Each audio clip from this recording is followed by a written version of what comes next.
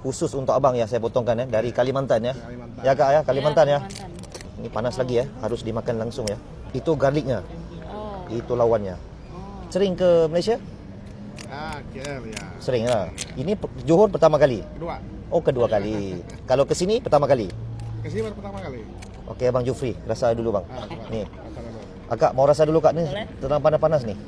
Nih, saya sudah kopek jadi akak Ya. buka aja ya. Oke. Ini Kalimantan. Wah. Gimana bang lembutnya? Ini bang yang kuning itu. Ini. Itu apanya itu? Itu sosnya itu. Oh, Ha. lembut lah. Lembut. Tengok abang makan. Zik tengok close sikit. Oh, itu. Coba ini. Ayo orang Kalimantan. Hmm. Apa nama tempatnya bang di Kalimantan tu? Tarakan. Tarakan. Dia itu sebelah Sabah ya. Sebelah perbatasan Kalimantan Utara itu perbatasan dengan Perbatasan Sabah. Kalau biasa saya dengar yang dari Singkawang, Pontianak. Ya itu sering. Ya. Enak ya? Ya.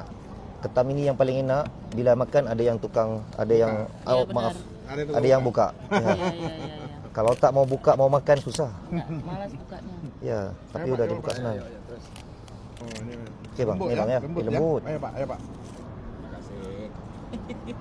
Ini memang boleh makan 2-3 orang nih. Ini ya. Langsung makan Kak. Kolesterol tinggi nih. Ini tak apa Bang, Oh, tak dia ada? tak banyak nih, ada sedikit sangat. Ada dikit ya. Kalau macam itu kambing, daging itu banyak. Kalau ini kurang. Kurang ya. Sebab ini seafood kan. Ini enak. Ini sosnya enak nih. Kurang plus ya. Ya, ini. Sambalnya mau lebih sikit. Mau lebih dikit Pak, plus. Ya. Ayo mah. Ini mah. Ayo Mak nih, saya potongkan nih.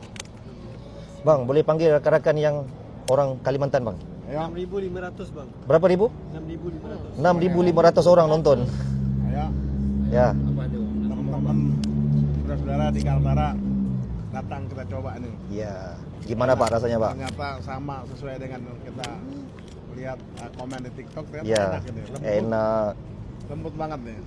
Beda dengan kepiting biasa. Beda ya. Ini agak ini mah. Agak Jauh beda. Oh, jauh beda nih, lembut. banget. Pak, lembut. yang ini yang badannya Bang. Ini dagingnya beda Bang. Oh, beda lagi nih. Beda nih. Oh, oke. Ini dagingnya beda nih. Makasih. Terima kasih orang Kalimantan yang cukup sporting.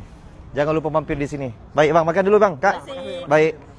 Okey, yang mana nak makan kepiting yang 3 kaki ini 498. Untuk yang 3 kaki 498.